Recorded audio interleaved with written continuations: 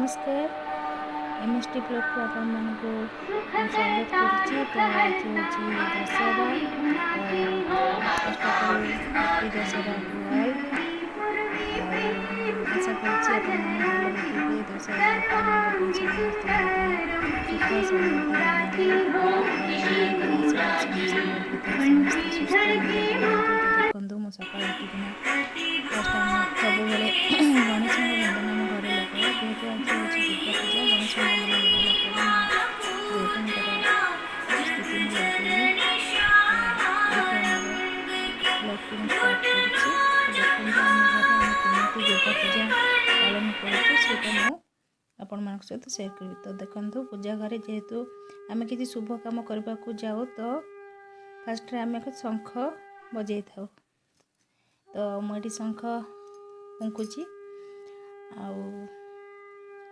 तीन थर शंख।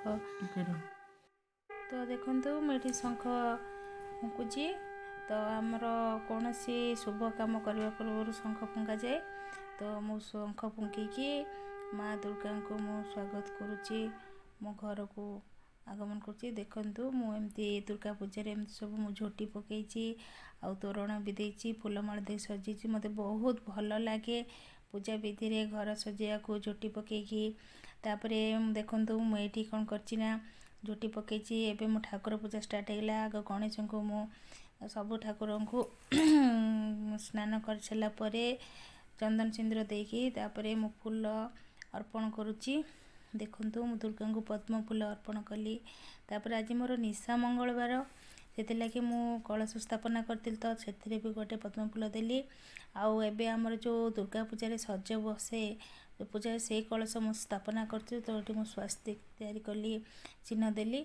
आउ एबे मु से कलश को स्थापना करी मु जेतिकी जानी से करुच्ची। मो शाशुघर जमती करा जाए मु जहाँ शिखी मु ताहा ही करुच्ची।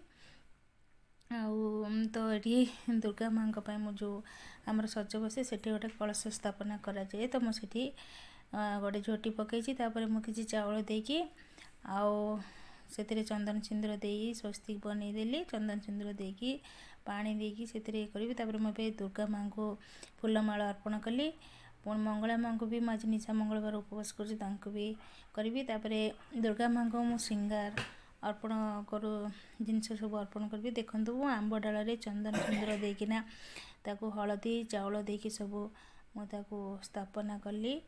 तो ये गोटे सरारे मु चाउल देकी ताकू कलश बसैली पानी देकी से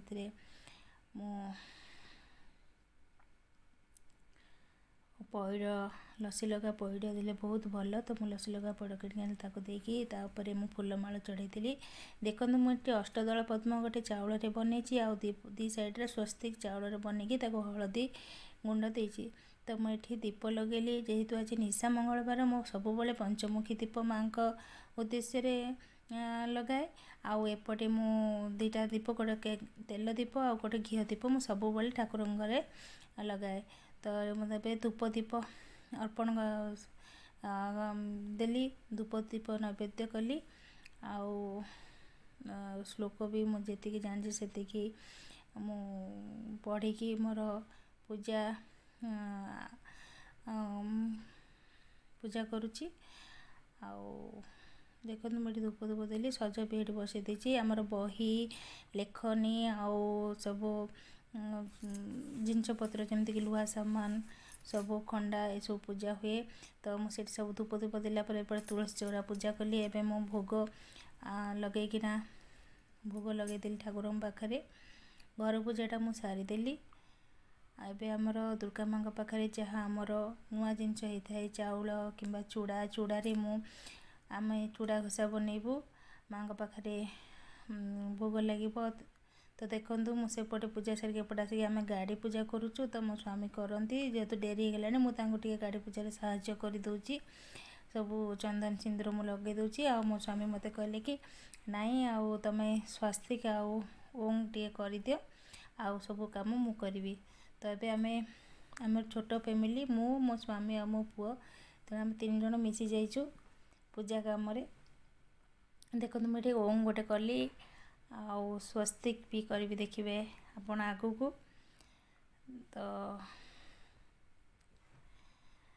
आमर ए गाड़ी पूजा चलची।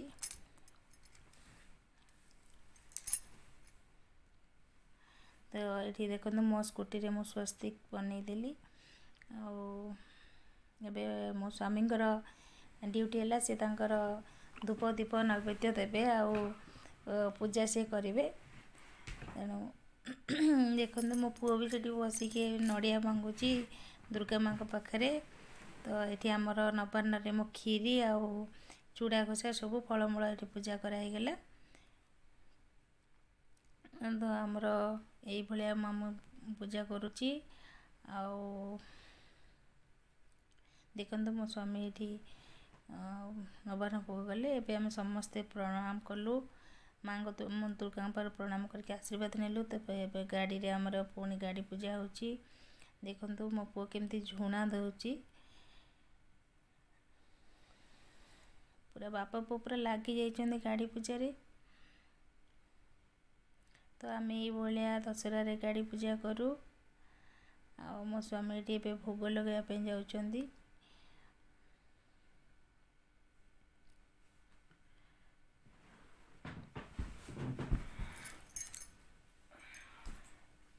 मो स्वामी धूप दीप लगे प्रसाद चढ़ेबे। तो धूप दीप अर्पण कले। मो पुओ भी मझे मझे जाते बाबा गाड़ी के साइकेल के मो स्कूटर टिके टिके जो झुणा बुले दूची धूप बुले दूची। तो ये आम गाड़ी पूजा कलु।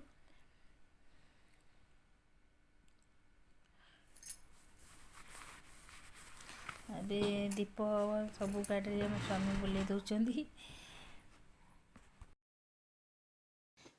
तो फाइनाली ये आम गाड़ी पूजा सरीगला। ए भोग ये प्रसाद ए लगेदेले। जमती आसूचे से सेमती पूजा करदे जहाँ को जी आसी से पूजा करुँच। तो आमर ए गाड़ी पूजा सरीगला।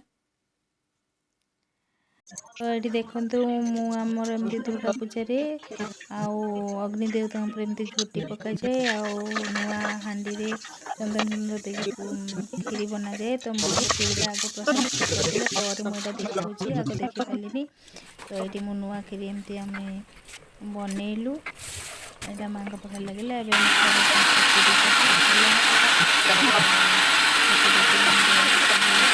काजू किशमिश सब परिवा मुग डाली बनइली मीठा खिचड़ी।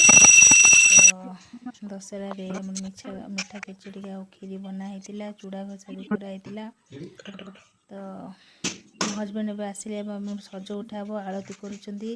गोटे बुढ़ा चकुली करके आम सज उठा जाए। तापर माँ को उद्देश्य किसी लिखा जाए जे स्वामी को बोदा टाइप बसे अणागला। तो मो पुआ नुआ ड्रेस पिंधिकी बाबा को प्रणाम कला। एबे से माने जो गाड़ी पूजा होता तो से टाइम लेंबू देकी चपेकिना गाड़ी को लेकिन बुलांती। तो से माने बुलेबे तापर मेढ़ देखी आम बाहर। तो देखो मो पुआ स्कूटर बसी बाबा केमती बुले नौची। हाँ तापर ता साइकेल रे भी लेंबू चापिकी सी भी गोटे राउंड बुलिकी आसब।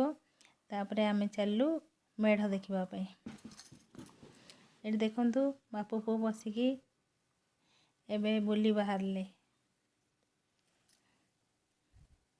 तो एबे आम मेढ़ देखापी चलू। बहुत मजा लगिला। आम भी चाट खाइलु माँ दर्शन कलु सानिध्य लाभ।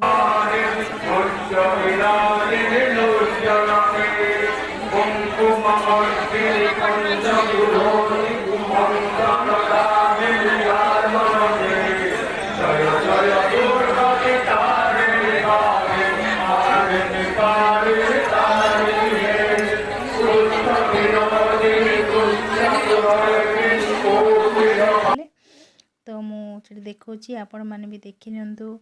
एठू एटा होची कोरापुटर वीडियो। आपण किए कोठू को जगार देखुं निश्चिंत कमेंट करेंगे। आमर ये ब्लॉग टी जदि आपन को भल लगे लाइक शेयर कमेंट करेंगे। एवं नुआरे थिले सब्सक्राइब करिया को भूलेबेनी। तो देखंतु बहुत बढ़िया सजा है, मते तो बहुत भल लगिला। आपण माननकु केमती लगिला आपण मते जणैबे। आउ आम घरे जेमती दशहरा पालन करा जाए मो ब्लॉग रे आपन को देखिली शॉर्टकट रे। आपण माने केमती पालुछंदी मु तो जानिनी, मु जेमिति कली मोर जेतिकी शक्ति सामर्थ्य मो से अनुसार करली।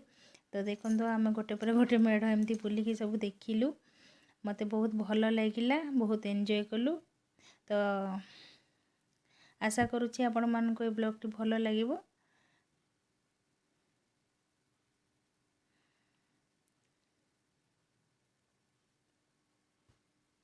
आउ एटा भी आउ गोटे मेढ़ एटा